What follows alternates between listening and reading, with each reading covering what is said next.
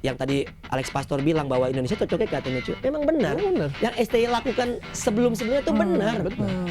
Kalau soal akhirnya tidak menghibur atau apa, ya ini kan tim bola ya, bukannya tim kabaret show atau tiba-tiba kuda lumping yang harus menghibur lu atau tong setan.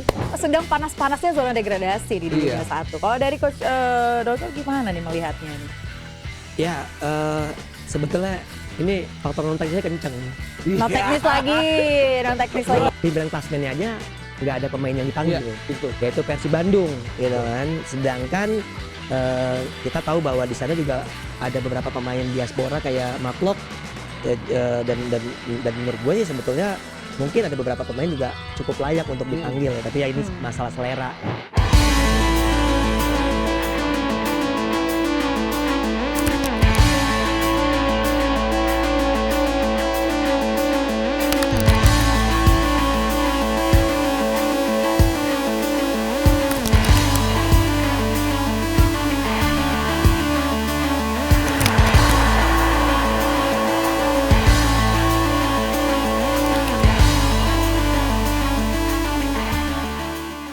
Indonesia berhasil akhirnya mengalahkan Bahrain di kualifikasi Piala Dunia 2026 dan talenta-talenta Liga 1 ini berhasil membuktikan bahwa mereka pantas untuk tembus di skuad timnas. Nah, kali ini kita akan bahas di Locker Room bersama saya Enufus dan dua pengamat bola yang udah keren-keren, rambutnya udah diganti. Kemarin perasaan gue baru ketemu yang masih hitam ya. Iya. Ada Bung Coach Donsol dan juga ada Danes yang sudah menyempatkan waktunya hadir di Locker Room kali ini. Kita bahas dulu soal match terakhir Indonesia. Lo silo ya tadi ya pas iya, Danes. Gue silo karena iya, soal rambutnya baru. yang tersinggung malah lo ya. Tapi ini nggak apa-apa, kalian saling melengkapi lah ya. Gue nggak punya jenggot gitu ya. Iya, nggak punya jenggot, tapi lo juga bersinar rambutnya. Udah, nggak usah bahas-bahas fisik nih, kita mau bahas pembuktian talenta Liga 1 di timnas kemarin nih, Coach Donsol dan juga Danes. Kalau kita lihat kan kemarin ada Rizky Ridho ya, yang penampilannya juga keren banget. Gue mau bahas dulu, kita review dulu pertandingan kemarin. Kalau dari Coach Donsol dulu nih, gimana nih melihat penampilan talenta-talenta Liga 1 di match terakhir di Indonesia Bahrain? Sebenarnya gue agak kaget dengan openingnya tadi gitu, pembuktian talenta, karena cuma ada Rizky Ridho, lalu juga Kambuaya, Sananta yang dimainkan ya gitu. Betul. Ya. Jadi sebetulnya nggak banyak gitu dan masih jadi minoritas dibanding dengan pemain-pemain yang kemudian diaspora. Tapi gue merasa gini ya, sebetulnya kalau tadi dibilang bahwa Liga 1 berperan atau tidak segala macam gitu ya dalam hal prestasi timnas saat ini, kita tahu bahwa pimpinan klasmennya aja nggak ada pemain yang dipanggil, yaitu Persib Bandung gitu kan. Sedangkan kita tahu bahwa di sana juga ada beberapa pemain diaspora kayak Mark Locke, dan menurut gue sih sebetulnya mungkin ada beberapa pemain juga cukup layak untuk dipanggil ya, tapi ya ini masalah selera. Kluivert masalah selera atau memang skillnya yang emang selera sih. Selera, kalau menurut lo selera dan selera sama cocok cara main. Karena kalau misalnya dibilang apakah Persib kenapa pemain timnas, pemain yang nggak dipanggil timnas, justru mereka dipanggil timnas masing-masing negaranya ya. Ada yang timnas Kurakau juga gitu kan. Jadi Filipin. Jadi memang sebenarnya mereka juga pemain hebat di negara masing-masing. Yang kebetulan kalau di Indonesia ini masalah selera aja. Karena kan kemarin aja starting line up-nya aja 9 pemain diaspora dan Marcelino juga Rizky Ridho. Iya. Gitu. Tapi kalau dari skill, pendapat lu dulu deh, Danes. Gimana? Ya intinya mereka bisa main bagus kayak Rizky Ridho dan juga Kambuaya itu karena mereka dapat kesempatan main banyak. Inti itu juga. Jadi kalau mereka di Liga 1, mereka kan udah jelas. Mereka punya kesempatan main yang sangat banyak. Udah terjamin waktu bermain ya kan. Akhirnya mereka bisa membuktikan itu di timnas. Beda dengan pemain-pemain home ground. Home ground itu maksudnya pemain-pemain yang dibina di Indonesia, tapi akhirnya mereka abroad. Kayak misalnya Marcelino, Pratama Arhan, Asnawi, dan lain-lain. Gue jujur aja, pemain-pemain heritage yang pada akhirnya abroad, itu rata-rata nurun loh. Iya gak, Coach? Setuju karena Asnawi, Pratama Arhan nurun loh karena jarang dapat kesempatan main. apalagi waktu Asnawi dan Arhan itu ada di Liga Jepang ya, Iya. menit bermain itu benar-benar hampir nol gitu kan. hampir nol. Dan kalau sekarang mereka ada di Liga Thailand masih lumayan lah, mereka bahkan Asnawi menggeser salah satu punggawa timnas Thailand ya, Betul. Supanat ya. Dan Iya. kalau gue merasa gini lah, orang bilang bahwa wah Rizky Ridho harus abroad. Nah, Atau siapapun nih pemain yang bagus nih ya, Iya. itu harus abroad segala macam. Gue juga ngelihat lagi, lu main di level mana dulu nih? Jangan abroad yang penting keluar negeri gitu. Iya. Kemarin gue juga abroad tuh ke Singapura, jalan-jalan, Jalan-jalan pegang bola, doang. gitu, Shopping. jalan-jalan. Nggak shopping sih, Oke. kerja juga itu tuh. Tapi gue ngelihatnya gini, abroad juga jangan asal abroad. Nah, itu. Pastikan bahwa mereka emang bukan komoditi. Cuma memperbanyak follower Instagram si klub aja. itu yang terjadi. Banyak emang menurut lo itu yang terjadi. Mereka Pratama dipakai Arhan kan untuk itu namanya. menurut gue itu terjadi. Oke. Itu yang terjadi di Pratama Arhan juga. Kalau Asnawi oke lah di Ansan Greeners lumayan lah. Iya. Tapi Ansan Greeners kan sebetulnya mereka bukan tim kasar tertinggi di Korea. Iya. Mereka Itu mereka juga. bukan top level di Bukan top kompetisi level. masing-masing, tapi ya ini sebenarnya harus maksudnya lu juga harus realistis, kita harus semua harus realistis bahwa siapapun klub luar negeri yang membawa pemain Indonesia itu otomatis itu followernya naik. Oleh Roman ini kemarin udah 1 juta. Kemarin gue tanya red card udah naik lagi. Oh, udah naik lagi, lu sempet nanya Iya, ya? kemarin gue mau ada project apa nih? ya? Aduh. Pemberat. Pemberat. Pemberat apa? Pemberat badan. Pemberat badan, Enggak, pemberat Roman badan. ini agak ramping dulu. Iya, makanya. Enggak, jadi kan banyak yang desak Rizky Ridho nih abroad nih. Iya. Kalau gue sih gini aja. Rizky Ridho punya kontrak di Persija 2026 sampai 2026. Kalau ada tawaran dari luar negeri, Rizky Ridho harus lihat dulu. Itu tim bakal ngasih kesempatan main banyak apa enggak? Oke, jadi ada beberapa faktor Iya, ya. terus kira-kira kalau dia main di tim itu akan mengimprove levelnya dia enggak? Kalau menurut gue misalnya dia abroad ke Thailand. Gue yakin kalau di Thailand mah nggak akan ningkatin level permainannya banget. Justru dia kalau bertahan di Persija jadi andalan, jadi kapten, itu akan bikin dia tambah improve. Apalagi dengan jadi kapten kan, lu bayangin loh, Rizky Ridho pemain muda 23 tahun ngaptenin pemain-pemain kayak Bagol kan. Iya. Tapi Ngaptenin Dennis, pemain-pemain yang apa senior. namanya, menarik dari apa yang lo bilang tadi di awal soal banyak yang bilang mereka mendingan abroad aja. Tapi kan mereka yang bilang ini mungkin berpikir bahwa kenapa mereka harus abroad daripada di Liga 1. Mungkin ada faktor-faktornya Karena yang... mereka pengen menyelamatkan pemain-pemain itu dari Liga 1 yang emang secara kualitas di level ASEAN aja peringkat 7 ya. Iya, Nah, betul. itu kita akan bahas ya. Itu sebenarnya kita akan bahas. Tapi kalau menurut lo, mereka ini pemain-pemain Liga yang kemarin tembus skuad timnas berarti mampu dong ya bersaing dengan pemain-pemain diaspora. Terbukti. Sebetulnya Terbukti dong. ya, Kalau lihat dari penampilan yang kemarin. kayak Kambuaya di Dewa. Kelas, Ya, bro. bagus mainnya, tapi Iya. emang tergantung gajinya lancar apa kagak ya. Iya, itu juga. Emang lo udah tanya? Karena Liga Indonesia, Oke. kalau lu bicara mau bertahan aja, yang penting gaji lancar sebetulnya. lancar. Iya, iya. Dan banyak kan udah terpapar dengan gaji-gaji terlambat segala macam. Ada beberapa tim juga mungkin belum gajian, apalagi udah dikit lagi Lebaran. Betul. Yang namanya juga kepala keluarga. Kenapa jadi curhat gue anjir gitu. Dan ada tim yang lokalnya udah lancar tapi asingnya ditunggak kan? Iya, ya ada. Ada yang bermasalah kemudian kalau nggak salah hampir di ban karena nggak bayar pemain asing yang sebelum-sebelumnya. Iya, itu. Jadi sebenarnya kompleksitas di Liga 1 yang kemudian pecinta bola sepak bola Indonesia pengen nih kayak Rizky Ridho nih, udahlah lu pergi aja dari Liga 1. Jadi setidaknya lu mendapatkan klub yang mungkin dan kompetisi yang lebih kompetitif, mungkin seperti itu. Menurut gua sah-sah aja mereka menyarankan itu, tapi kalau gua balik lagi, gua sebagai seorang pelatih menyarankan pemain kalau pergi itu harus memiliki jam terbang. Karena kalau lu pergi cuma jadi cadangan mati, ya lu ngapain gitu loh. Iya, kalau lu Dennis? Ya kalau gue gini aja soal Rizky Ridho dan lain-lain kalau mau abroad ya seperti tadi, intinya adalah dipertimbangin nih, ini tim bisa kasih jaminan kan nih buat apa namanya? Buat buat main banyak. Udah gitu soal kualitas Liga 1 juga yang dibilang sama Coach Donzol.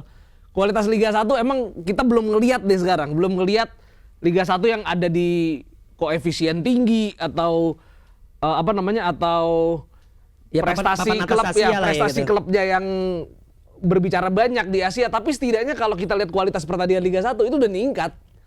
Sebetulnya udah lumayan meningkat, itu gue udah lihat gitu loh. Gue udah lihat kualitas Liga 1 meningkat dengan adanya 6 pemain asing plus 2 cadangan, dan kita juga bisa melihat ya pemain-pemain asing didatengin Liga 1 misalnya kayak di Persija ada Andre Gudela gitu, atau di Dewa United punya Alex Martins. Ini kan bikin transfer ilmu ke pemain-pemain muda juga. Iya. Lu bayanginnya Gudela, dia pernah ngadepin Cristiano Ronaldo. Di ilmunya pasti ditularin sedikit banyak ke Rizky Ridho. Mentalnya ya? Mentalnya, mental dan juga cara bermainnya itu ditularin juga sama Gudela ke Rizky Ridho. Tapi soal jam terbang pemain ini sesuai dengan permintaan Patrick juga ya. Dia kan sempat bilang bahwa dia pengennya yang punya Patrick mana SpongeBob apa ini? udah langsung, lo punya masalah apa nih, Coach? Gue nggak ada masalah sama nggak ada masalah. Patrick. Nggak ada masalah. Ya kalau soal jam terbang, gue setuju ya. Maksud gue gini, pelatih kan ngelihat performa. Iya betul. Bukan ngelihat nama besar atau follower lo berapa supaya bisa gue jadiin starting 11, starting 5. Jadi kalau gue menganggap bahwa Basket kali futsal juga. dong, futsal juga. Nah, jadi gue melihatnya gini sih, gue agak sedikit melihat dari sudut pandang berbeda dari Danes terkait transfer knowledge ini. Kalau menurut gue yang harus dirapihin adalah mungkin dari segi bagaimana manajemen klubnya dulu gitu. Lu bisa hire pemain sebagus apapun, setinggi apapun, kalau kemudian pemain-pemain tersebut tidak mendapatkan fasilitas ataupun secara mereka bisa mengeluarkan kemampuan terbaik mereka, itu akan sulit. Gue masih menyayangkan memang klub-klub Liga 1 sendiri itu belum sehat. Iya, itu secara finansial dan akhirnya sebenarnya oke, Liga Indonesia nomor 7 ya. Nomor 7 kalau nggak salah di level Asia gitu. Iya di level ASEAN. Wah, ASEAN-nya nomor 7. Asia nggak tahu nomor berapa. Nah, kita nomor 7 di ASEAN aja, itu banyak pemain-pemain top level mau main di kita. Sebetulnya cuma satu daya tariknya. Penonton. Betul. Kita ini negara supporter, bukan negara sepak bola. Gue selalu bilang di beberapa kesempatan bahwasanya kita negara supporter. Semua pemain-pemain diaspora yang kemudian ada bisa ke Indonesia, salah satu yang ngelihat itu, wah gila. Artinya ada banyak side job juga ya di sini. Ya pasti dong. Pasti ya. Ya kita bisa deketin Jennifer Koppen mungkin. Maksud lo extra job jadi selebgram apa gimana? Itu salah satunya. Itu impact lah. Itu impact. Okay. Walaupun jangan sampai jadi. But it's a good thing or a bad thing? It's a good thing dong. Okay. Daya tarik menurut gua gitu kan. Tapi ya jangan sampai terus tiba-tiba lo setengah 12 live TikTok gitu kan. Langsung masukin keranjang kuning kan nggak enak juga gitu. Tapi sebetulnya menurunnya level Indonesia di ASEAN maupun Asia ada beberapa faktor sih. Apa tuh coba? Pertama di 2015 dia sempat di ban FIFA. Betul. Itu. Terus di 2020 pas liga-liga lain muter, pas Covid udah mulai muter, Indonesia nggak berani muter-muter. Yeah. Akhirnya turun juga. Di satu sisi juga, menurut gue mindset klub Indonesia juga sih. Gue maaf deh untuk Bali United atau Persib deh waktu di Liga ACL 2 nih ya, di Asian Champions League 2 dan juga Bali United di sebelum pandemi. Yeah. Ini jadi mereka lebih ngutamain lokalnya. Salah satunya Liga lokal. Jadi ketika main di Asian Champions League mereka justru nurunin lapis kedua. Persib untungnya buru-buru sadar pas putaran kedua fase grup tuh coach. Udah mulai nurunin tim utama dan akhirnya kompetitif kan, terbukti kan. Sayangnya akhirnya tapi karena di paruh pertama fase grup ini mereka udah terlanjur kececer, akhirnya mereka gak lolos juga. Terus kita akan bahas soal Liga 1 nih ya. Tadi soal gimana kualitasnya itu nanti akan kita bahas lebih dalam lagi. Tapi Patrick ini kan waktu di awal, karena waktu itu juga liputan, dia sempat bilang juga dia nanti akan menyasar atau melihat talenta-talenta yang ada di liga-liga kita, Liga 1 kita. Menurut lo akankah dia nanti mengambil pemain-pemain lebih banyak lagi dari Liga 1 untuk masuk ke... Satu kesalahan Patrick, pertama kali datang ke Liga Indonesia tuh langsung ke Bekasi. Ada lo ya di situ? Nggak ada. Maksud gue, kasihan ngedeproknya mana yang di Ubin. Gue bilang, ya Patrick. Mungkin itu yang terdekat. Kasihan banget. Itu kan persejalan PSBS ya? Gue bilang, ya ampun Patrick. Maksud gue, mendingan lo ke Senayan City lo ke Patrick. Senayan City? Dia nyari siapa nih Senayan City? Coy. Nggak, tapi itu ini ya, itu jokes ya, itu bercanda. Jangan, Patrick kalau nonton jangan baper ya Patrick. Si akrab banget lu sama Patrick gitu kan. Lo sama Squidward lu akrab. Kalau dia bisa lah. Sama Mr. Crab gue. Tapi kalau gue ngeliat gini, sebetulnya yang emang harus dilakukan itu adalah bagaimana seorang pelatih atau bersama asistennya itu muter. Indonesia ini terlalu luas.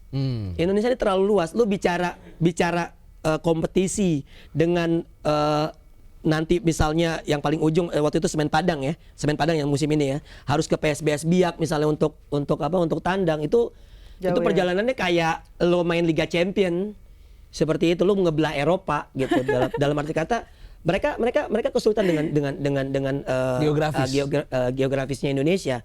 Nah siaran langsung tuh nggak cukup menurut gua. Lo ada beberapa angle yang nggak bisa dilihat dari luar kamera. Berarti fasilitas masih kurang menurut lo? Ya artinya gini, Patrick harus punya kaki-kaki. Kan dia punya Dede Lanzat, Alex Pastoor, Van der Burg, apalah itulah pokoknya kayak company-company yang jaga kita dulu lah pada zamannya. Enggak, sama ada Jordi Cruyff kan udah ada. Gue belum lihat Jordi sih. Iya. Jordi belum kelihatan sih dia doing apa. Tapi dia di balik layar. Enggak, cuman yang seharusnya Iya keliling itu sebetulnya direktur Jordi teknik. ini Sultan Seharusnya bukan Jordi sih? ya? Iya, seharusnya yang keliling itu Jordi direktur Sultan teknik. bukan sih? Apa? Sultan Jordi. Oh, betul Sultan bukan, Jordi ya. bukan. Lu sembako cinta, sorry. Lu kelihatan Salah, umur. salah. Lu anak sinetron ya. Sorry. Harus siapan dulu. Enggak, soalnya gini, gue jujur aja. Jordi Cruyff itu berat banget. Belakangan nama Cruyff itu berat banget menurut gue.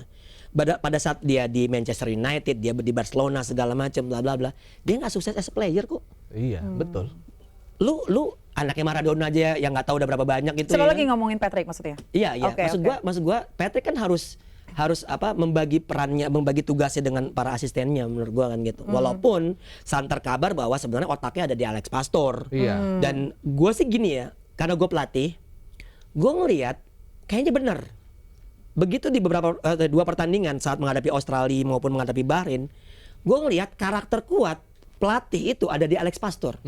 Jeli gitu ya melihat, kemudian dia langsung tulis apa-apa yang terjadi di lapangan atau gimana? Timer Microlet juga nulis ya, kalau menurut gue gitu. Ini bukan soal nulisnya sebetulnya. Terus gimana dong, harus jelasin secara Oke, gini. jelas, Gini. deskripsikan pergerakannya Gue kalau ngeliat gitu. gesturnya Patrick, Iya, itu kayak penyemangat. lo tahu ini nggak? Lo pernah nonton atau baca komiknya Conan Edogawa nggak? Enggak lagi gue. Itu kayak Kogoro Mori yang lagi tidur terus yang ngomong Conan. Nah iya, itu meme-nya kayak gitu. Oh gitu ya? Iya, tahu gua. Jadi gue ngelihatnya Patrick ini sosok. Karena as a player, he's a big name in football. Of course. Tapi as a coach, he's nothing. Buat Oke, gue. oke. Kenapa? Track recordnya, prestasinya, itu belum ada ya. Belum ada yang bisa bikin lo bahwa, oh iya, gue jujur aja ya. Nih gue jadi agak sedikit flashback. Pada saat STY diberhentikan, gue setuju aja. Tapi kalau penggantinya Patrick Kluivert, sebelum pertandingan dimulai, gue tuh udah sanksi. Kenapa? Karena lu STY is a big name in football.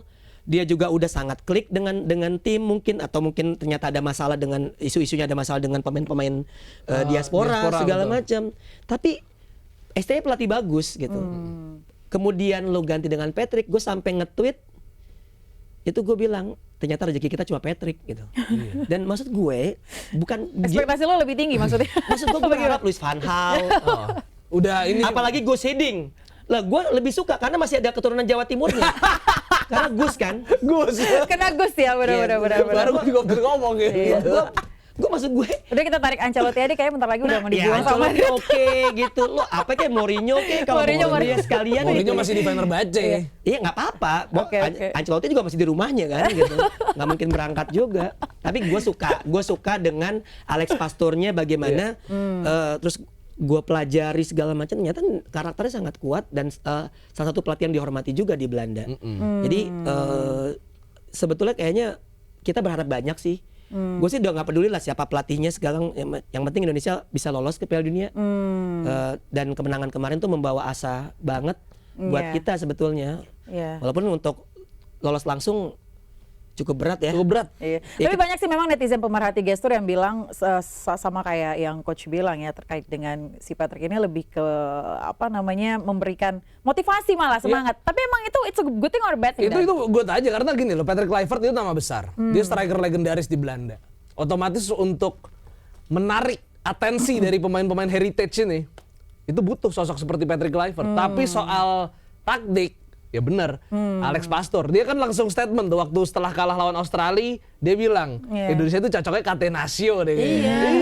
Akhirnya bener diterapin di pertandingan melawan Bahrain. Dan itu 3 back itu bener-bener ngingetin gue sama Maldini, Nesta, Cannavaro atau kayak Barzagli, Cellini, Bonucci kalau di Itali. Itali banget loh. Itu 3 back itu mirip menurut gue, mirip. Setuju? Rizky Ridho, Setuju nggak, Coach?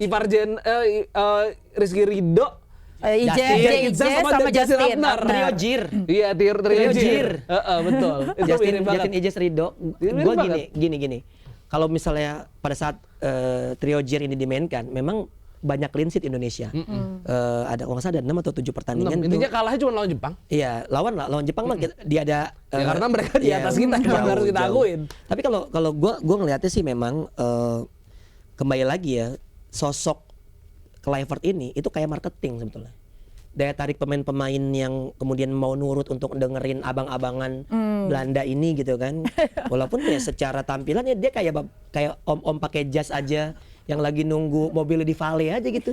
Gue nggak ngelihat dia senyum, dia ekspresif gitu, dia ngobrol, ada momentum di mana dia teriak 5-3-1 gitu kan, terus dibalas sama Ijes 5-3-1 gitu.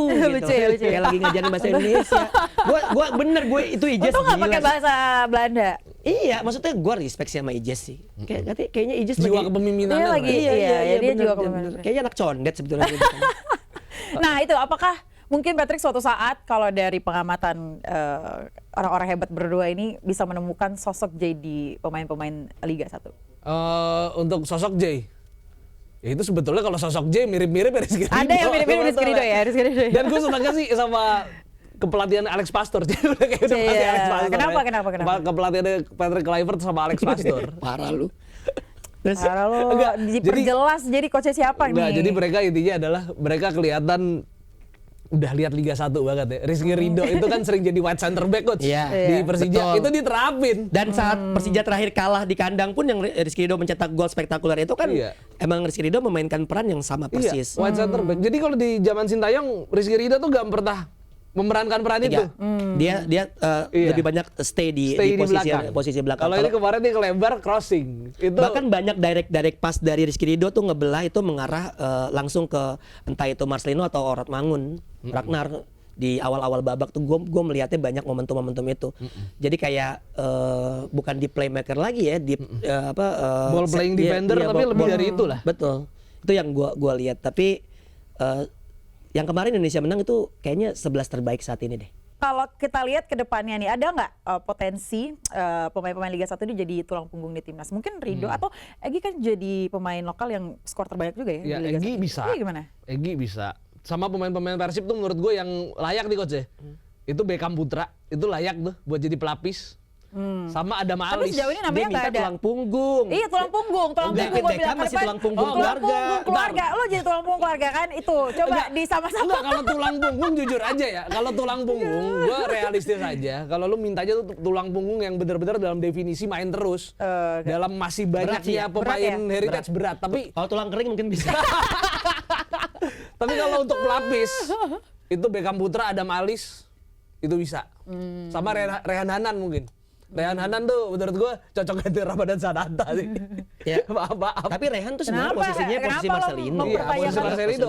Oke. Tapi dia bisa cukup piawai dalam melakukan penyelesaian, coach. Iya. Itu Rehan Hanan. Gini, gue tanpa mengurangi rasa hormat gue ya sama pemain-pemain Liga 1, sebetulnya kalau kebijakannya dari PSSI-nya masih untuk mencari pemain-pemain diaspora terus menerus ya, menurut gue akan sangat tertutup peluangnya. Mungkin yang masih sangat cocok dengan karakter mainnya nanti hanya Marcelino dan Rizky Ridho seperti yang starting five. Bahkan mungkin Kambuaya pun harus kerja keras walaupun dia tampil bagus dengan beberapa menit kesempatan yang diberikan. Sananta cuma menggantikan Ole Romani supaya Ole Romani dapat tepuk tangan 1 GBK mungkin. Gue ngeliatnya sih seperti itu gitu. Karena gue yakin, ya maksud gue kita gini loh. Itu kan untungnya podcast ya. Gue bukan ngomong di TV nasional gitu. Lebih bebas ya, lebih Iya, terbuka. lebih artinya gue Lebih lebih ngomong apa adanya aja gitu. Maksud gue realistis aja lah bahwasanya Ole Romani dan Pelupesi adalah potongan keping yang Betul. akhirnya kita temukan di pertandingan ini. Betul Dan gue sekali. yakin banget, Akhirnya punya striker. jujur ya, gue setelah lawan Australia kemarin, gue tuh adalah orang yang pesimis menghadapi Bahrain. Oke. Kenapa? Gara-gara itu tadi yang kalau Nggak kayak gini. Maksud gue gini, gue nggak melihat permainan. Lu ball possession atau apapun segala macam, lu mau take total football karena lo orang Belanda. Enggak. Lu tuh orang Belanda juga boleh bertahan kok.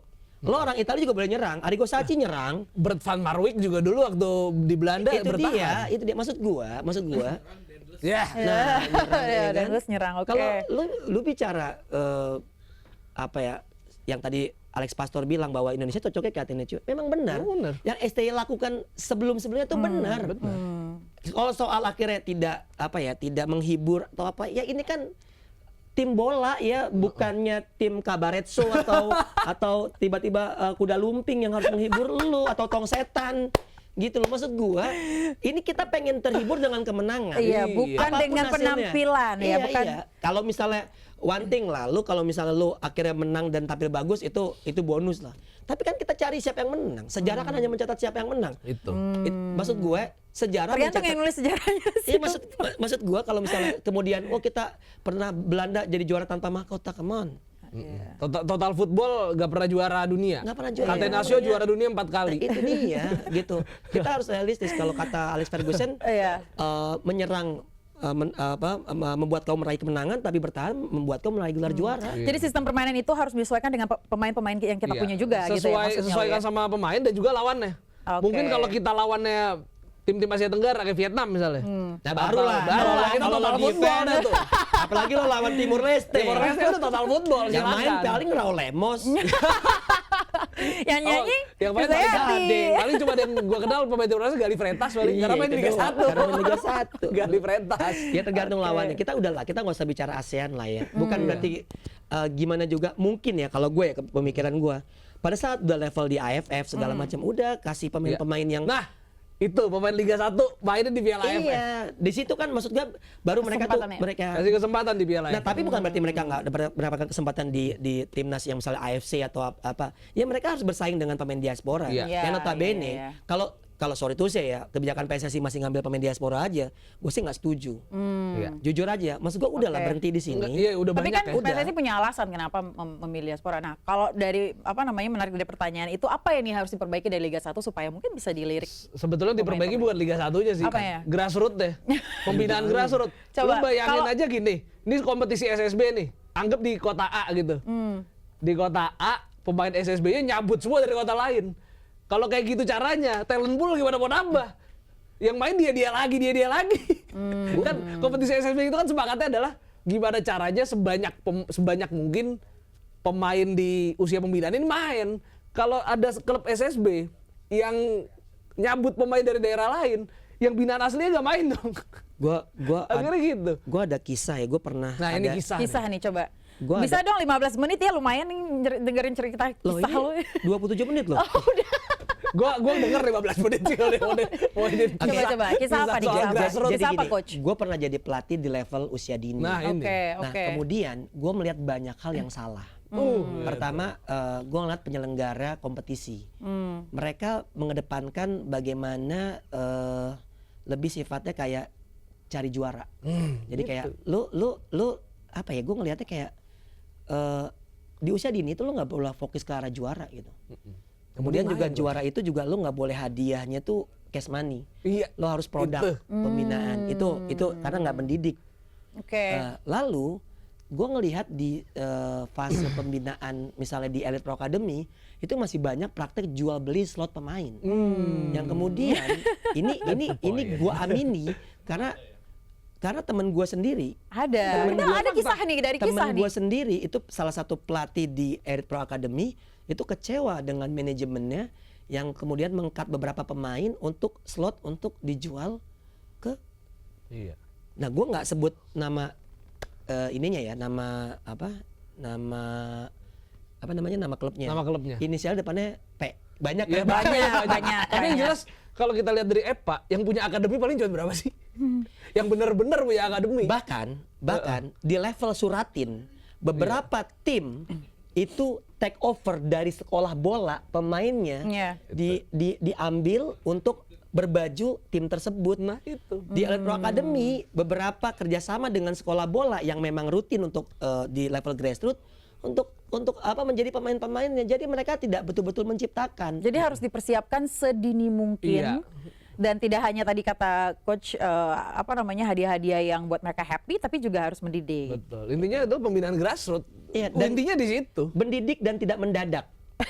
Kenapa gue bilang seperti itu? Karena sering banget jadwal-jadwal itu nggak make sense gitu. Lo kalau bicara liga, Elite Pro Academy, liga, tapi cuma 2 bulan. Nah, Harusnya berapa lama dong? Sebetulnya rutinitas itu mereka bermain di weekend. Jadi supaya pelatih punya mungkin 4-5 hari untuk problem solving apa yang terjadi di pertandingan. Seperti itu. Jadi kayak Liga Inggris, Liga Italia, Liga Spanyol pada umumnya lu main Sabtu atau iya, Minggu. betul. Tengah pekan lu misalnya main Liga Champion atau apa, oke lah itu. Tapi untuk kalau nggak salah total dalam waktu 1 tahun itu, 1 musim kompetisi, seorang pemain harus bermain minimal 40-55 pertandingan. Supaya apa? Mereka sebagai aktualisasi bahwa mereka juga bisa grow up. Iya. Belum lagi masalah nutrisi. Iya. Kemarin ada tuh dari apa tuh? Statement yang bahwa Indonesia pemainnya nggak bakal bisa main 90 menit. Gitu karena dari kecil gizinya udah makannya salah. Nah, Makan sekarang kita bersama. udah ada makan bergizi gratis, Iya. sedang dalam proses. Iya. Aduh. Gua makan MBG tuh seret jadinya. Mana jam Oke, setengah enam. anyway, kalau Bung Danes gimana? Ya itu, Udah nggak usah bahas betul. lagi. Tadi Coach Tonjol benar. Intinya kalau untuk pembinaan grassroots itu harusnya kompetisinya panjang kayak Iya. liga, tiap minggu main. Oke. Sebetulnya Jadi ada cuma kompetisi- lomba, bukan lomba, mainnya lomba, Bukan terus main-main. turnamen. bukan turnamen, harusnya tuh tapi liga. Sebetulnya oke. liga top score tuh udah. Gak apa-apa ya, gue sebut Iya. merek ya. Liga top score tuh lumayan panjang, Coach. Iya. Sebetulnya itu udah bagus. Ada jadi Sayang ya. ya. Gini, hal yang harus dilakukan PSSI dilakukan oleh swasta. Nah, swasta. Jadi legitimate-nya itu yang kemudian menurut gue ada kompetisi yang tadi Dane sebutkan Ya, itu Liga adalah top score, Liga Kompas Gramedia tuh. Itu oke. kompetisi-kompetisi yang memang berjenjang. Oke, Cuma mereka kan nggak ada muaranya. Mereka akhirnya juaranya misalnya ke Gothia Cup segala macam. Itu bukan mewakili bahwa pemain-pemain terbaik dari tiap negara, enggak gitu. Mereka daftar aja. Daftar aja. Dan Gothia itu Cup, Singa Cup, apalagi Kings Cup, Iya. segala macam. Itu lo punya duit, lo berangkat. enggak jadi Piala Bang Yos enggak Iya. ya? Enggak. itu jauh lama banget. Enggak, tapi intinya adalah PSSI kalau bisa ya kerja sama swasta-swasta ini sih. Iya. Ya, Itu salah satunya kerjasamanya intensif yang bener-bener ada MOU-nya gitu loh. Berat sih. Walaupun Kenapa emang berat? Kenapa berat, Kalau Coach? lu menurut lu berat. Ego lo berada di di sebagai pemegang kekuasaan tuh kadang ada sih. Gua ngelihat ya di beberapa organisasi justru kompetisi-kompetisi yang udah berjalan itu justru sama mereka tuh dianggap kayak ya bukan yang menunjang aja. Walaupun ya udah menghasilkan tuh dari liga yang tadi Dani sebutkan. Liga top score, Liga Kompas Gramedia. Itu mereka punya pemain-pemain yang kemudian sekarang ada di level timnas. Iya. Gitu dan menurut gue emang itu harus dilakukan gitu. Iya, Jadi iya, sangat disayangkan PSSI hanya ngerapihin Atasnya betul. kayak misalnya Pemprov DKI ngerapihin Jalan Sudirman doang gitu. Oh, Kalau jadi Kemang nggak masih belok. banjir. Anjir, Iya, gua tapi kan kayak kalau- tata kota banget ya. Tapi Gua kalau- kayak gubernur yang Ini Cocok kan masuk ke kementerian? ini yang gua yang juga pengen gue bilang, yang dibenahin jangan timnasnya doang.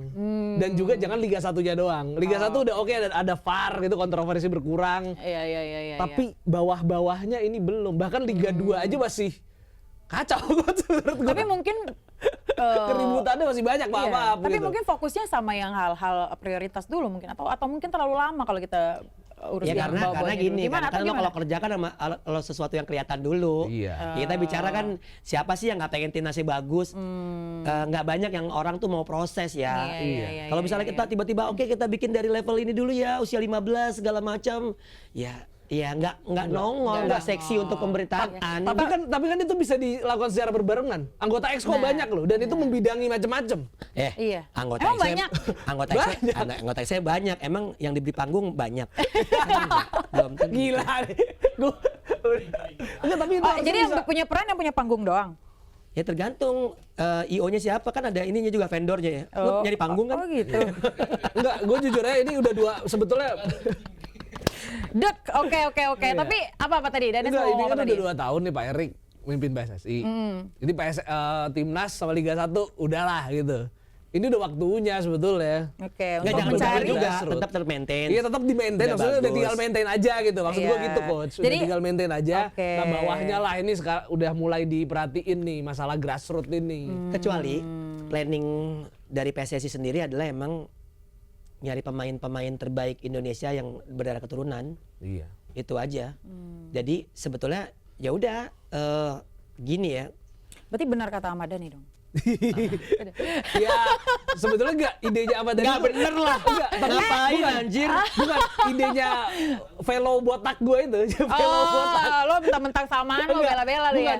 Ide itu sebetulnya udah diterapin di negara komunis sebetulnya. Oh, Cuman gitu. apa namanya ibaratnya genetic development itu. Genetic development ibaratnya. Itu ibaratnya idenya tuh ke situ. Cuman menurut gua gaya komunikasi Ahmad Dhani aja yang kurang menurut gua. Jadi iya. sampai ke Idenya masyarakat. udah oke gitu idenya menurut oke, lo cuman ya. akhirnya sampai ke masyarakat jadi lu kontroversi ya. begini lu begitu lu gitu. Gaya komunikasinya diperbaiki dari bapak satu itu. Kita harusnya. sebenarnya nggak perlu sampai gitu. Di daerah Bali, Nusa Tenggara itu kan banyak emang selera bule kan. Nah itu. Udah Iya di situ maksudnya, aja udah ketemu. iya maksudnya gak usah diprogram, Oh, gitu. biarin aja secara alami Secara gitu, alami, mulai nyari secara gitu loh. alami. tapi gue menyikapi terkait dengan naturalisasi atau apapun itu ya. Gue cuma pengen pemain itu dari hati. Emang ngebela gitu. Bukan lagi ngelihat bahwa transaksional gitu. Bukan lagi ngelihat bahwa karena kalau nggak salah naturalisasi yang dulu-dulu tuh ada uang juga. Iya. Ada uang bermain gitu. Nah, gue sempat ngobrol sama Pak Hamdan katanya kalau untuk yang naturalisasi sekarang tuh tidak ada transaksional. Secara duit langsung, gue nggak tahu secara yang lain kerjaan, gue nggak tahu. Itu urusan mereka lah ya. itu kan imbas Itu kan. kan Kalau imbas. kerjaan kan ibaratnya ya kan. Iya. Ya lo lagi main Iya. kemana, ke mall kayak gue sering ke mall tiba-tiba disamperin, Mas bisa jadi model gak gitu. Nggak tahu model apaan. Hairstyle lu cocok deh coach. Oke, tapi kalau kita lihat kemauan dari Patrick sendiri yang mungkin udah ngincar-ngincar pemain-pemain Liga 1, ini kan apakah ini menjadi motivasi mungkin untuk yang di grassroots seperti Iya, tadi. harusnya iya. Coba ya. ada Nes dulu. Soalnya ada beberapa pelatih SSB ngomong ini sebetulnya naturalisasi bagus kok gitu. Jadi ini akan memacu semangat dari pemain-pemain grassroots ini untuk bersaing. Tapi lagi-lagi kalau sistemnya masih kayak sekarang, yang tadi dibilang Coach Donzol, kompetisi SSB masih nyari menang. Ya selamanya gak akan bener gitu. Iya, gitu Kalau ya. SSB nyari menang, otomatis pemain cabutan bakal banyak. Iya. Gitu ya, Itu udah Coach Donzol ya? otomatis. Heeh. Dulu kalau ada klub SSB yang secara finansial oke, terus ada pemain bagus dari SSB yang secara finansial kurang, Oke. itu orang tuanya dideketin untuk anaknya main di SSB itu. yang finansialnya bagus. Oke, Kayak gitu. Itu masih banyak praktek-praktek itu terjadi. Dan gue merasa ya itu sah-sah aja ya karena nggak ada peraturannya dan tugas PSSI bagaimana mengatur itu semua. Ya mungkin ada sistem transfer bukan uang ya. Misalnya, oh itu bagus tuh, oke deh. Gue kasih lo bola ya 20, gue kasih lo untuk kon, marker segala macam perlengkapan latihan karena pemain lo akan bermain di gua. Itu kan untuk bentuk apresiasi karena Iya. tim yang sebelumnya kan udah membina. Betul. Seperti itu. Oh iya bentar, gue balik lagi ke masalah Ahmad Dhani. Ya genetic development. panjang nih Bukan. gue. Oh, pandang nih. Bukan. Apa?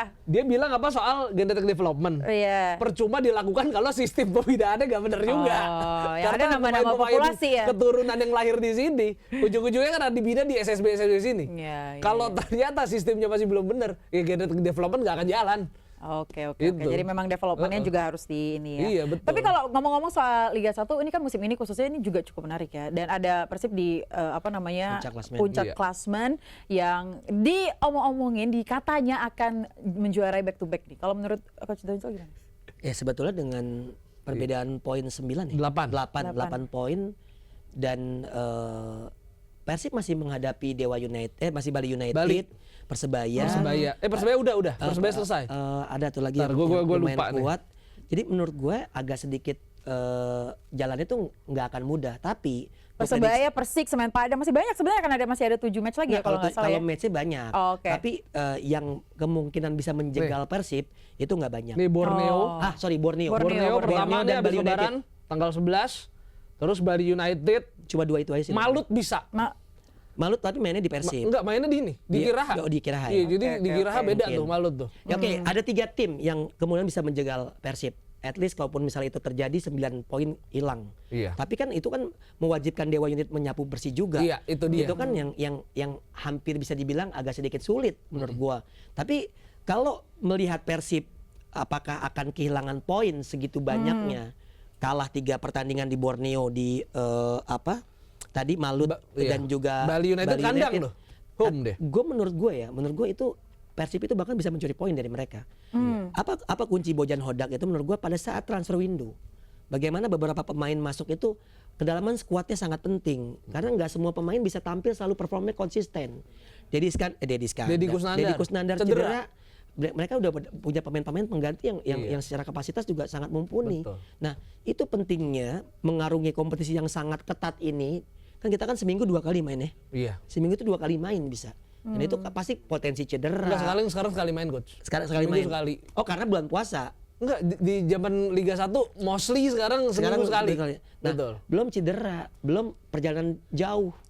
Segala macam ya. Perjalanan jauh itu juga menjadi salah satu faktor yang Iyalah, juga ya, iya dong. melelahkan ya. Jelas lah. Iya. Banget. Belum Bapak tadi menyeberangi Eropa. belum ke bandaranya. Iya. Jadi makanya kalau menurut gua ini jadi melebar lagi nih. Iya. Penjadwalan kompetisi zaman ISL menurut gua lebih baik. Karena sistem couple kan. Jadi lu misalnya tandang ke Malang, otomatis 3 hari kemudian ke Surabaya, Iya. baru pulang. Jadi 2 kali kandang lagi. Maksudnya zaman dulu itu, zaman ISL itu, jadi kalau lu tandang itu lu deket-deket Deket-deket. kotanya. Jadi Iya. secara kos itu lu pasti lebih Betul. aman. Jadi sekali jalan 2 kali main gitu. gitu. Iya. Oke. Jadi siapa nih kira-kira di mungkin yang bisa menjegal Persib untuk menjuarai Ya, Liga 1? intinya Yang di posisi kedua siapa Cuma kira-kira? Kalau keajaiban dari- sih kayaknya yang bisa. Siapa? Cuman keajaiban yang bisa ngejegal Persib juara. Too strong ya. Persib udah hampir pasti juara. Coba Coach Donzol nih, mungkin dia punya perspektif lain nih. Karena football ini kan Satu tangan Persib itu udah ada Udah di di piala ya sebetulnya. Tapi yang gue bilang tadi cuma ada 3 tim yang kemudian bisa menjegal itu. Itu pun kalaupun dengan semua berakhir dengan kekalahan, Oke. itu tidak menjamin Dewa United bisa menyalip Persib di tangga juara. Karena yang terdekat adalah Dewa United. Dewa United. Bagi gue Persebaya maupun Persija sangat inkonsisten. Mereka bisa tiba-tiba bisa menang dengan tim-tim besar, tapi bisa kepleset dengan tim-tim yang seharusnya mereka mendapatkan Enggak, poin. Persija biasanya menangnya lawan tim-tim tengah sama kecil, coach. Nggak, Sama sesama tim atas susah. Kalau Persebaya, Persebaya, iya. Maksud gua dari situ gua melihatnya masih banyak hal-hal yang meyakinkan gua bahwa Persib bisa meraih juara. Setidaknya 80% lah saat ini Iya. kondisinya. Persib cukup menutup 1 kemenangan aja menurut gua di antara 3 tadi. Sisanya wajib menang. Oke, Iya. oke, Maksud gua oke, dari 3 oke, pertandingan oke. itu dia bisa memenangkan pertandingan Iya. 1 aja. Apalagi ada pertandingan di kandang sendiri saat menghadapi Bali United. Iya. Iya. Kenapa kalau Persija kenapa sulit untuk Iya, Persija kan tahu sendiri. Sekarang di musim ini aja stadion mereka nggak jelas. Baru sekarang nih udah ada MOU sama JIS, jadi setelah lebarannya dipastikan main di JIS terus. Sebelumnya kan kayak roadshow Persija, kayak apa namanya, kayak Tim Musafir. di Musafir, tapi nggak, lebih bukan ke Musafir sih, kayak nyambangin supporternya di Jabodetabek gitu. Main di Jakarta iya, di Bekasi iya, di Bogor iya, di Tangerang. Jadi seluruh supporter di Jabodetabek disambangin dengan Kalau itu Persija. pertandingannya di bulan Ramadan, bulan puasa dia safari Ramadan. Safari Ramadan. tablik akbar? Iya, dan juga Persija kan kabarnya ada masalah internal yang sampai sekarang belum dibuka sama manajemen, itu masalah internalnya apa gitu loh. Tapi kan kita harus tahu ya. Orang menduga-duga itu masalah gaji, tapi Oke. gua nggak berani bilang gitu karena belum ada statement resmi gitu Iya, loh. iya. Tapi katanya begitu. Sebetulnya Persija itu juga, gua harus akuin materi pemain lokalnya bagus. Mereka punya Rizky Ridho, mereka punya Rio Fahmi, mereka punya Hanif Sabandi dan lain-lain. Pokoknya kalau materi lokalnya gak usah ditanya lah. Bahkan pemain sekelas Witannya jadi cadangan kok. Dan tapi masalahnya di pemain asing. Pemain asing dari Persija itu banyak yang gak konsisten, terutama Marco Simic misalnya. Dan juga menurut gua untuk perekrutan pemain asing di penjaga gawang Iya. ini kurang tepat karena Eduardo menurut gua performanya nggak terlalu konsisten. Ditambah juga untuk kiper lokalnya Andri Tani juga udah menurun. Jadi Persija ini yang gue lihat di hampir sepanjang kompetisi sering kali kebobolan dari situasi set piece. Setuju nggak, Itu. Coach? Iya. Itu Terutama dari parah. corner kick ya, Dari beberapa corner kali kick. gitu kan. Kayak misalnya, kalau bicara ini bicara taktikal ya. lo nggak cuma bicara bagaimana situasi taktikal menguasai bola. Saat lo tidak menguasai bola, lo juga harus tahu bagaimana positioningnya. Siapa yang harus pegang nomor 9 lawan, karena nomor 9 lawan biasanya akan menjadi target man atau central back lawan. Bahkan beberapa kali Persija juga kebobolan oleh central back lawan yang melakukan overlap, melakukan pada saat situasi corner kick. Nah, ini yang belum dibagi oleh siapa pelatih Ramon? Carlos Peña kok Ramon Diaz. Peña. Nah, gue melihat apa ya? Pelatih ya. Ini sosok pelatih nih gua ngambil. Pelatih yang belum tahu banget karakter Liga 1, belum beradaptasi, itu kesulitan.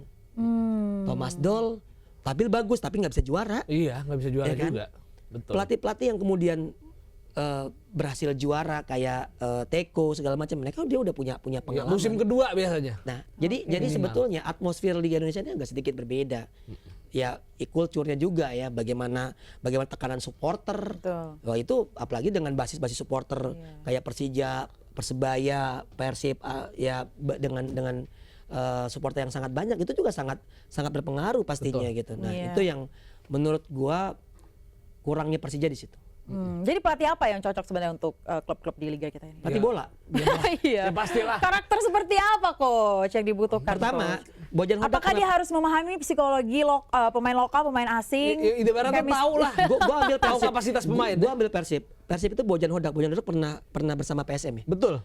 Dia tahu tuh bagaimana habitnya di liga segala macam. Bojan Hodak tahu bagaimana formula untuk mengarungi Liga 1 dengan baik. Ditambah lagi dia ada di Persib yang secara finansial itu bukan masalah. Iya. Dan kemudian seorang pelatih dimodali dana cukup, lalu disupport dengan supporter yang besar, itu penting ya. Gue jujur aja ya, gue Dewa United sebagus apapun, mau bikin Banten Warriors, tapi kembali lagi kultur sepak bola kita masih sangat tradisional. Lu pemain bagus nih, pelatih top nih, segala macam. Berapa kali juga bahkan menang lawan Persib Bandung di kandang lawan. Tapi tetap aja gitu, orang untuk datang itu keterikatannya masih kurang. Sepak bola kita masih sangat tradisional. Tradisional betul. Jadi yang penting adalah tim-tim mengekspor serikatan. Masih banyak. Kayak Persija, Persib itu pasti yang ditonton yang itu. Penonton Dewa United sama Persib Pekalongan masih banyak kan Persib Pekalongan pada saat menjuarai Liga 4 Jawa Tengah. Seperti itu. Nah itu gue melihat agak berat, walaupun top lah ya fasilitas latihan, segala training center, segala macam keren, tapi ya itu tadi. Iya. Cuman masalahnya kan Dewa United yang punya Taipan. Iya. Duitnya gak ada seri Gak nih. ada seri. Jadi gak ada supporter juga kayaknya gak ada masalah. Dan yang jadi keunggulan Dewa United satu, karena mereka gak punya supporter, pemain-pemainnya kan gak ada tekanan.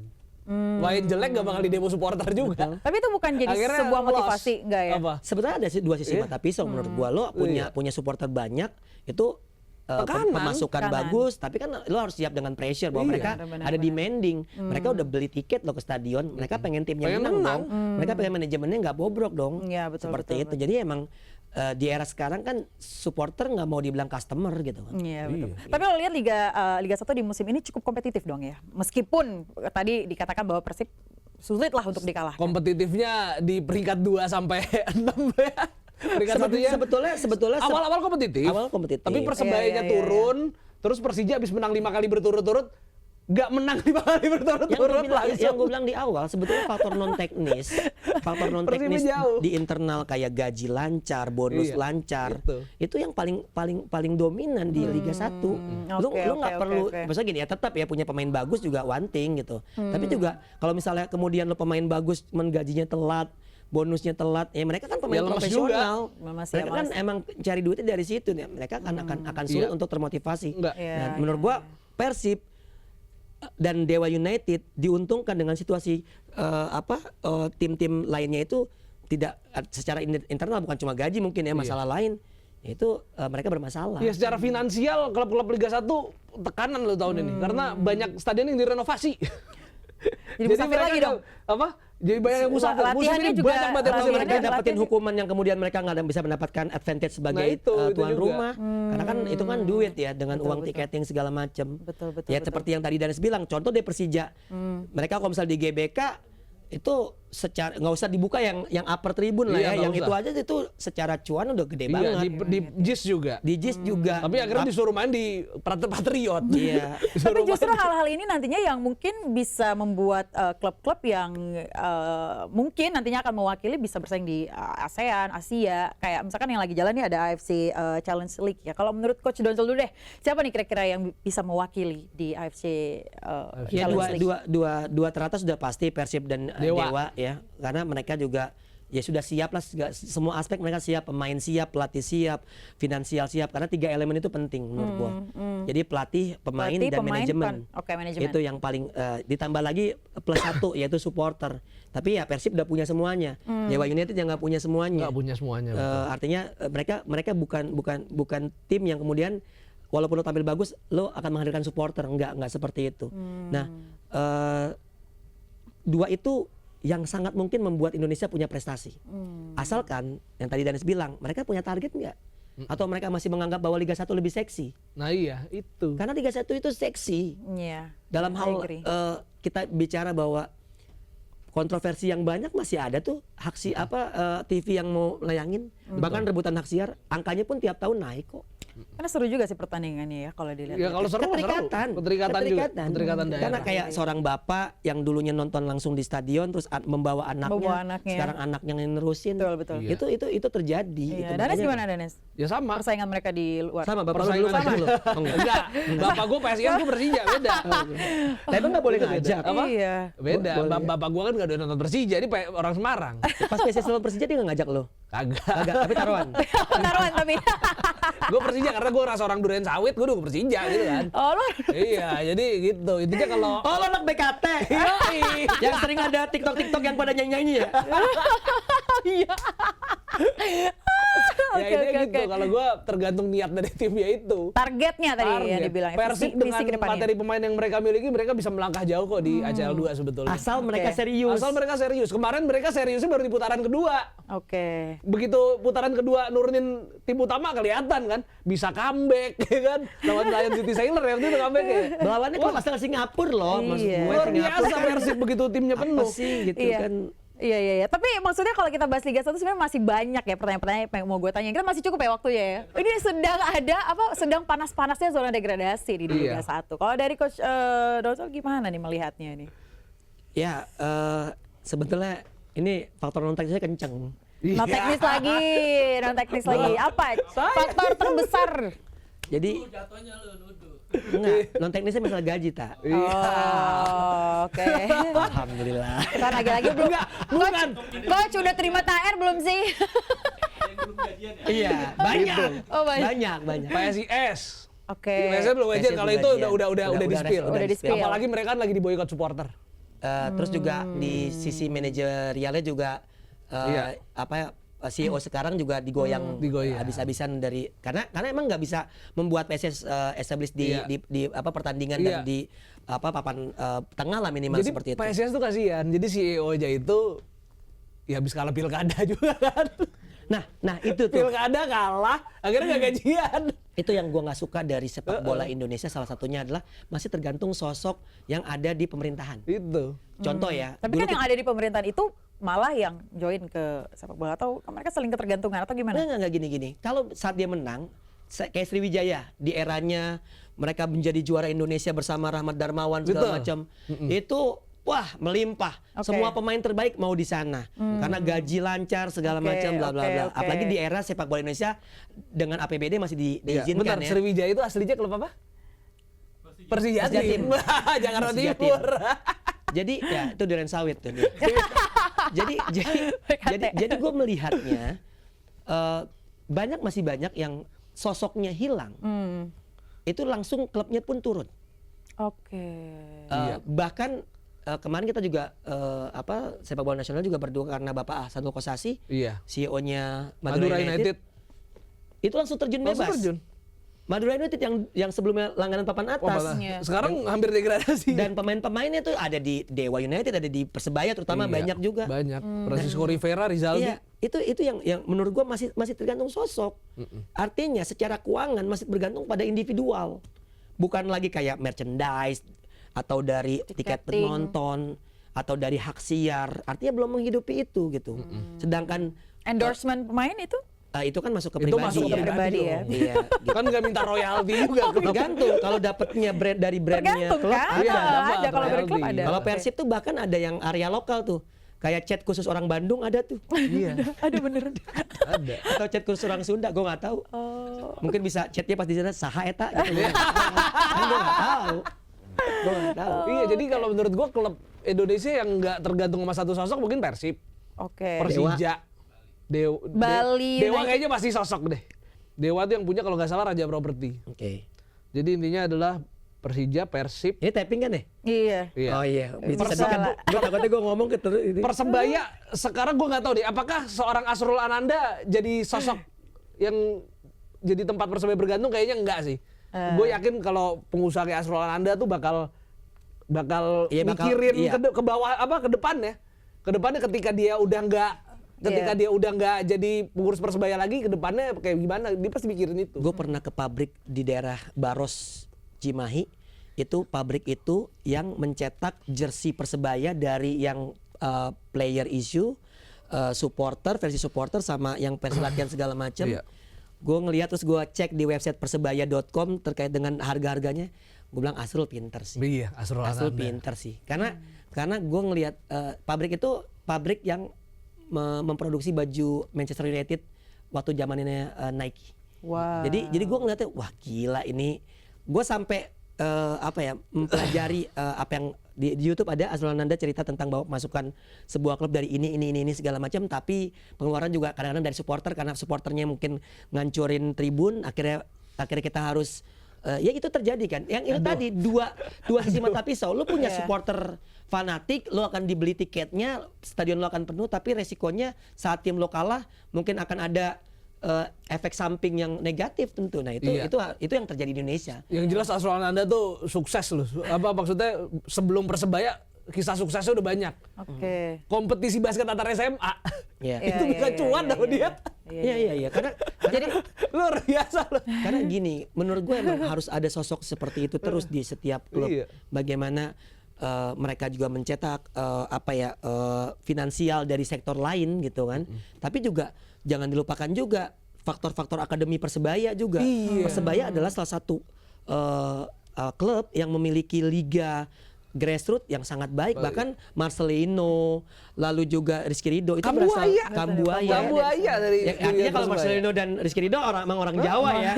Kambuaya Kambuaya kan orang yang timur. Dia orang kemudian timur. Orang timur yang kemudian dibina sama Jawa Timur sama Surabaya. Mojokerto duluan kan dia. Mojokerto dulu betul. Oke. Jawa Timur berarti Jadi ini ya. pentingnya klub ini punya manajemen yang independen. Ya. Gitu ya coach ya. Supaya keuangannya itu bisa diatur juga dan nggak usah beli-beli pemain yang mahal-mahal banget ya. Bagaimana kemampuan talent scouting, bagaimana kemampuan menciptakan pemain dari kompetisi-kompetisi klub yang dimiliki. Karena kan kayak Persija tuh punya PS Setia, PS TNI, bukan akademi juga yang dari anak-anak Iya, betul. klubnya gitu Iya, kan. anak-anak klub. Nah itu bisa dilakukan. Mereka memutar kompetisi dan seharusnya bisa dilihat dari situ karena keterikatannya lebih tinggi. Jadi Karena jangan beli pemain yang kemahalan misalnya gitu ya. Tuh gapnya. Ya, apalagi Ronaldo Wati udah nggak ada. Ya, tapi udah. Persija secara akademi emang udah luar biasa. Tapi setelah Ganesha pergi ya menjadi PR lagi menurut gua karena sosok orang-orang yang emang capable di bidang itu sangat penting. Menurut gua proses sih pembinaan itu walaupun PSSI juga harus mengakomodir dengan proses yang jelas juga. Iya. Jangan klub udah ngebina bagus-bagus terus kompetisi cuma dua bulan. Iyalah. Sayang ya. Atau 1 bulan kayak Bernadia gitu kan. Wah, ini keren banget. Tepuk tangan dulu dong, ini keren banget ini. Belum semuanya tapi jawabannya sangat-sangat Iya, udah hampir sejam ya? masuk jurang. Udah sejam ya? Iya, jadi gue pengen sebutin dulu dari Tunggu nih, ada tajil nggak nih? Iya, ngomong. Makanya seru banget nih ngobrol sama kalian nih. Jadi siapa kira-kira yang mungkin terancam atau rawan degradasi ke Liga 2? PSS Sleman. Sleman. PSS Sleman. Tapi PSIS. ada Gusti Randa di sana. Ya. Apa ngaruhnya Gusti Randa? Caro langsung cabut Caro. Gusti Randa apa ngaruhnya? Sleman. Gue kalau menurut gue perkiraan gue deh, PSIS, Iya. PSS, satu lagi, tar dulu, gue lihat dulu nih, gue lupa lagi. Mungkin antara Persis Solo atau Semen Padang. Persis Solo. Antara dua itu yang satu lagi. Aduh. Kalau gue 3 udah pasti gue sebutin aja, PSIS, Semen Padang, sama PSS Sleman. Persis Kalau Solo menurut kayaknya selamat ya. Aduh. Kalau menurut gue itu yang akan Ada Sananta loh di sana. terdegradasi. Ya nggak, oh Sananta bukan, maksudnya itu kan Persis Solo ya. Iya. Gue ngeliatnya sih sebenarnya klubnya aja sih. Iya. PSS itu salahnya di putaran pertama udah hancur-hancuran. Iya udah hancur-hancuran. Gue sih berharap antara PSS atau Persis bertahan. Soalnya PSIM dateng kan. Jadi ada derby Mataram di Liga 1. Gue berharap gitu. Lo pengen ribut lagi ya? Kenapa gimana sih? sebutnya banyak banget sih? Satu aja deh. Lo pengen ribut aja? Apa? Kalau nyebutnya kebanyakan, satu aja deh. Coba dari coach. Kan ketiga Udah degradasinya. 3. Kalau iya, gue 3 ya. antara Yang paling satu lagi antara Semen Padang atau Persis Solo. Oke. Tapi kemungkinan besar di Semen Padang. Semen Padang. Oke, Iya. oke. Ini ada pertanyaan titipan nih dari Koro. Wah keren ada pemain titipan ternyata titipan juga. Emang masih ada sekarang? Kalau nggak tahu deh. I don't know, nggak ikut-ikutan. Mungkin lebih tepatnya hampers kali. Pemain hampers. Tidak ikut-ikutan, makanya. Oh, nih katanya salah satu tim yang rawan terdegradasi ada Madura United yang masih main juga di AFC Challenge League. Sebuah kerugian kah? Apa nih kerugian karena main di Champions? Ya apa? intinya jadi konsentrasi Iya, yang terpecah dari- dua, iya. tapi gue yakin Madura United udah tahu lah harus melakukan apa menghadapi 2 kompetisi itu aja. Kalau menurut gue sih ya mereka nyampe semifinal is a good thing ya. Artinya mereka membawa nama Indonesia. Tapi sebetulnya yang paling penting adalah mereka bertahan. Sebenarnya mereka sih Semifinal berarti udah cukup deh. saat ini aman. Nggak tergantung, maksudnya gini, one thing. Tapi kan lo lihat lagi siapa calon lawannya. Iya, iya, gitu. iya, Terus iya, lo iya, lihat iya, lagi iya, iya. jadwal terdekat lo Liga 1 lawan siapa. Karena dengan sisa pertandingan yang masih 6 sampai 7 ya.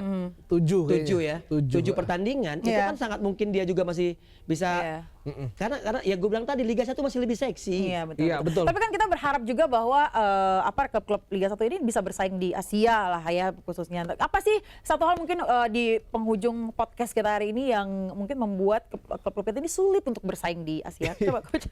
Itu tadi. Selain tadi 3 hal tadi ya, tadi lo bilangnya pemain, manajemen, sama apa tadi satu lagi? Kayak ya pelatih, Pelatih, pemain, manajemen itu kan manajemen. harus solid gitu kan. Terus kalau kita bicara Madura kita ambil contoh Madura United yang kemudian mereka nyampe sekarang semifinal, menurut gua itu blessing aja sih menurut gua ya.